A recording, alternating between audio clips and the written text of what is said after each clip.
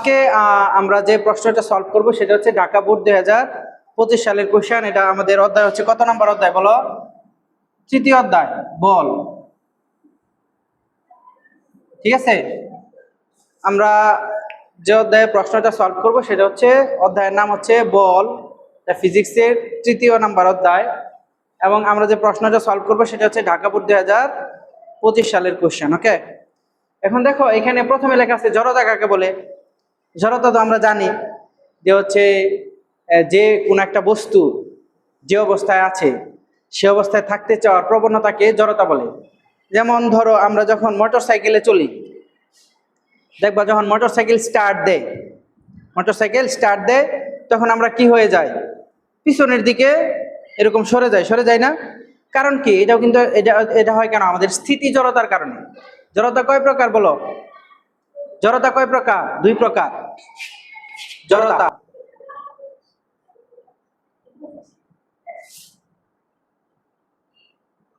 জড়তা কিন্তু দুই প্রকার, হ্যাঁ। একটা হচ্ছে কি স্থিতি জড়তা,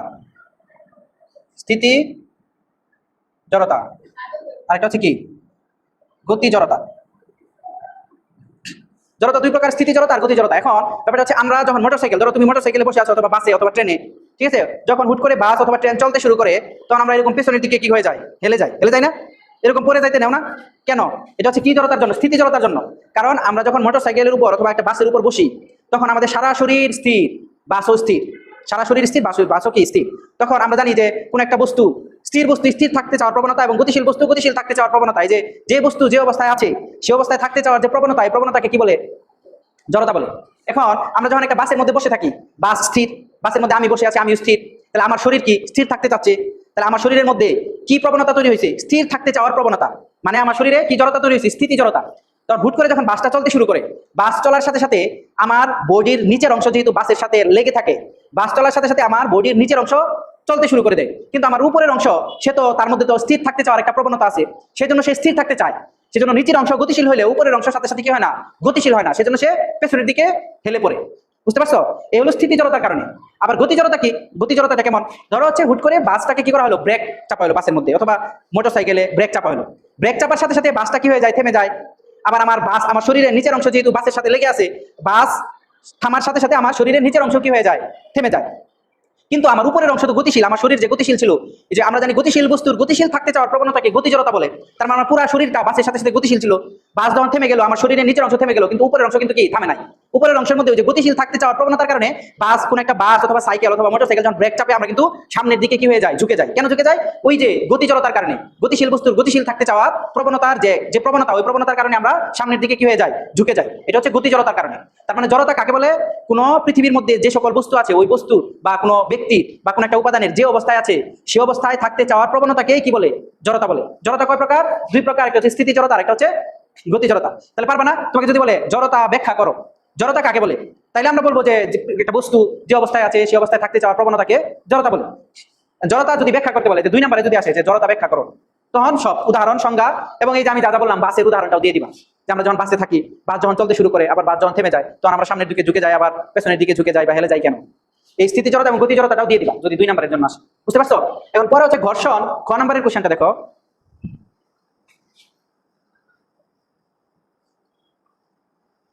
খ নম্বর কোশ্চেনটা দেখো। খ নম্বরটা হচ্ছে কি? ঘর্ষণ প্রয়োজনীয়। ঘর্ষণ একটি কি? ঘর্ষণ একটি প্রয়োজনীয় উপদ্রব ব্যাখ্যা করো। ঘর্ষণ একটি প্রয়োজনীয় উপদ্রব কেন? ব্যাখ্যা করো। আচ্ছা, ঘর্ষণ এক ধরনের বাধা দানকারী বল। ঘর্ষণ হচ্ছে এক ধরনের বাধা দানকারী বল। যে বল প্রয়োগকৃত বলের বিরুদ্ধে কাজ করে সেটা হচ্ছে ঘর্ষণ বল। ঠিক আছে না? বাধা দানকারী বল। ঘর্ষণ বল এক ধরনের বাধা দানকারী বল। কিন্তু এই ঘর্ষণ বল কিন্তু আমাদের দৈনন্দিন জীবনে এই ঘর্ষণ বলের প্রচুর কি আছে? প্রয়োজনীয়তা আছে না? এই যে তুমি মনে করো যে লেখো, কলম দিয়ে লেখো, তোমার হাতের সাথে কলমের একটা ঘর্ষণ বল তৈরি হয় এখানে। এই ঘর্ষণ বলটা যদি না তৈরি হইতো তাহলে তুমি এই কলমটা ধরে রাখতে পারতাম। তুমি রাস্তা দিয়ে চলতেছো, মনে করো এরকম, এই যে তুমি সামনের দিকে আগায় যাইতেছো, তার মানে এখানে কিন্তু একটা কি হয়েছে? ঘর্ষণ বল তৈরি হচ্ছে। ঘর্ষণ বল তৈরি হওয়ার কারণে কিন্তু তুমি কি করতেছো? হাঁটতে পারতেছো। যদি ঘর্ষণ বল না থাকতো তাহলে তুমি হাঁটতে পারতা না, পিছলে পড়ে যাইতা। বুঝতে পারছো?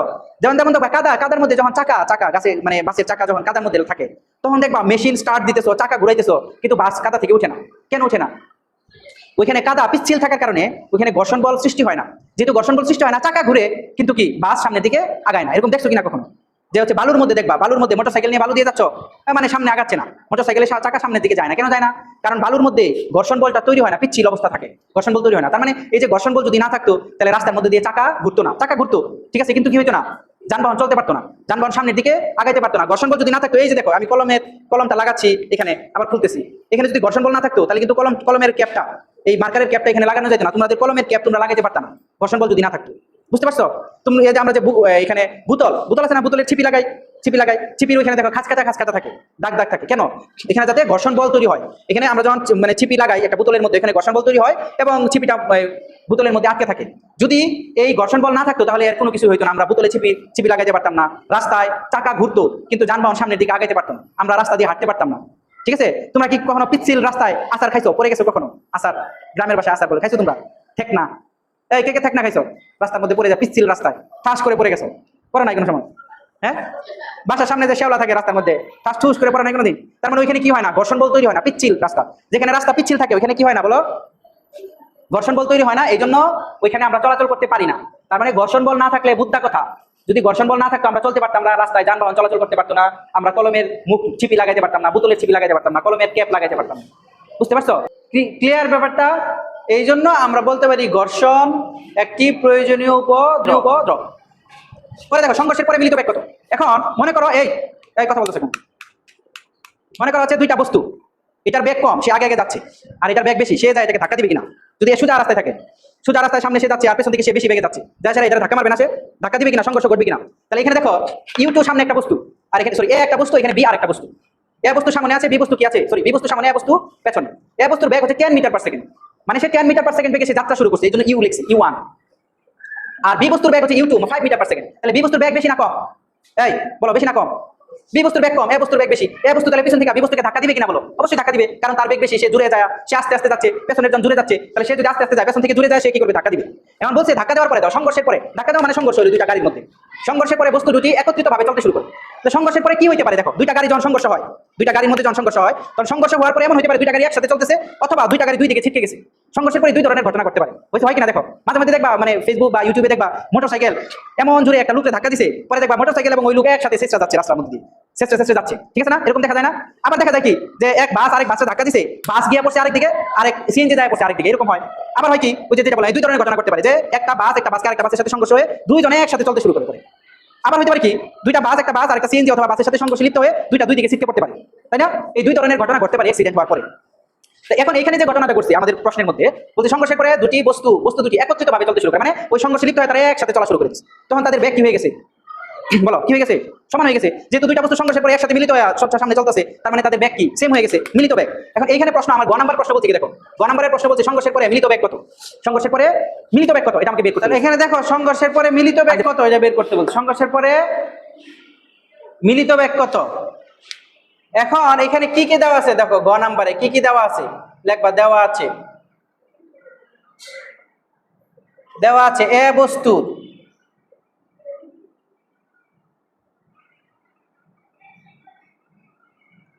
এ বস্তুর আদিবেগ U1। কারণ আদিবেগ বললাম কেন বলতো, কারণ বস্তুটা 10 মিটার পার সেকেন্ড বেগে সে যাত্রায় শুরু করছে, শুরুতেই তার 10 মিটার পার সেকেন্ড, এই জন্য আদিবেগ 10 metre per second, 10 metre per second. এ বস্তুর ভর M1 সমান সমান দেওয়া আছে 12 কেজি, ভরের একক কেজি, এই জন্য আমরা কেজি লিখলাম, কেজিতেই দেওয়া আছে। বি বস্তুর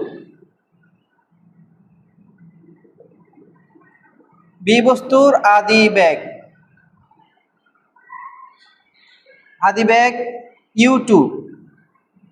U2 কত দেওয়া আছে বলো, 5 মিটার পার সেকেন্ড। বি বস্তুর ভর M2 সমান সমান কত দেওয়া আছে, 8 কেজি। এখন আমাদের বের করতে বলছে সংঘর্ষের পরে মিলিত বেগ কত। সুতরাং সংঘর্ষের পরে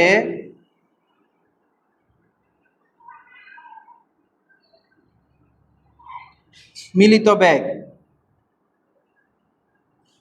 আচ্ছা পরের বেগ মানে শেষ বেগ, পরের বেগ শেষ বেগ না, এই জন্য আমরা ভি দ্বারা প্রকাশ করলাম। ভি সমান সমান এখানে আমরা একটা সাপের ফনা দিয়ে দিলাম, বুঝতে পারছো? তার মানে সংঘর্ষের পরের বেগ কত, এই বেগটা আমাদের বের করতে বলছে। এখানে আমরা এই জন্য প্রশ্নবোধক চিহ্ন দিলাম, ভি বের করতে বলছে। এখন কখনো যদি প্রশ্নের মধ্যে সংঘর্ষের পরে মিলিত বেগ কত, মিলিত বেগ এই ধরনের প্রশ্ন আসে, তাহলে আমাদের সূত্র কি? তখন আমাদের এই ফর্মুলাটা, এই সূত্রটা মনে রাখতে হবে। আমরা জানি কি বলো, m1 u1 plus m2 u2 equal m1 plus m2 into V. বুঝছো? সংঘর্ষের পরে মিলিত বেগ কত, এই ধরনের প্রশ্ন আসলেই আমরা এই ফর্মুলা ইউজ করব। m1 plus m2 m1 u1 plus m2 u2 equal m1 plus m2 into V. মনে থাকবে? সংঘর্ষের পরে দুইটা বস্তু সংঘর্ষে লিপ্ত হয়েছে, লিপ্ত হওয়ার পরে তাদের একত্রে তারা চলতে শুরু করছে, সো তাদের একত্রে তাদের মিলিত বেগ বের করতে বললেই আমরা এই সূত্রটা ব্যবহার করব। মনে থাকবে? কারণ তোমরা যদি এই সূত্রের মধ্যে সকল মান ইনপুট দাও, তাহলে এখানে বি এর মান বের হয়ে যাবে। করো দেখি এখন তোমরা এটা মান বসাই। এখানে m1 এর মান হচ্ছে কত, 12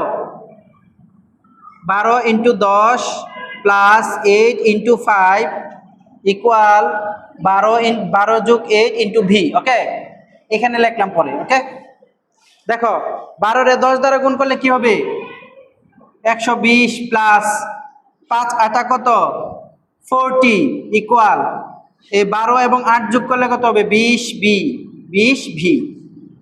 ওকে, এই দুইটা যোগ করলে কত হবে, 160 ইকুয়াল 20 ভি। আর আমাদের বের করতে হবে কিসের মান, ভি এর মান। যার মান বের করবো তার ডান পাশে নিয়ে আসবো, ডান পাশে নিয়ে আসলাম, আর এটার ওই পাশে নিলাম না। সম্পূর্ণ জিনিসটা ওই পাশ থেকে এই পাশে, আর এই পাশে সম্পূর্ণ জিনিস ওই পাশে নিলে চিহ্ন পরিবর্তন হয় না।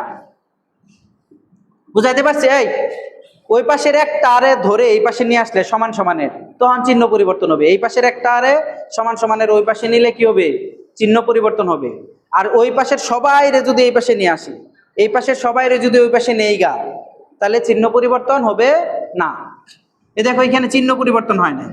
পরে ভি সমান সমান কি হবে, এখন দেখো এই পাশের বি, এই যে 160, এই 20 এই পাশে যায় কি হয়ে গেল, ভাগ হয়ে গেল। সুতরাং ভি সমান সমান কত, 8। ব্যাগের একক মিটার পার সেকেন্ড, এই জন্য এখানে মিটার পার সেকেন্ড লিখলাম। এখন বলছে মিলিত বেগ, সুতরাং মিলিত বেগ হচ্ছে কত, 8 মিটার পার সেকেন্ড। ওকে, এটা আনসার। আশা করি তোমরা বুঝতে পারছো নাকি? এই সবাই বুঝতে পারছো? এখন যাবো আমরা সংঘর্ষটি স্থিতিস্থাপক কিনা ব্যাখ্যা করো। আচ্ছা, একটা সংঘর্ষ স্থিতিস্থাপক কখন হবে?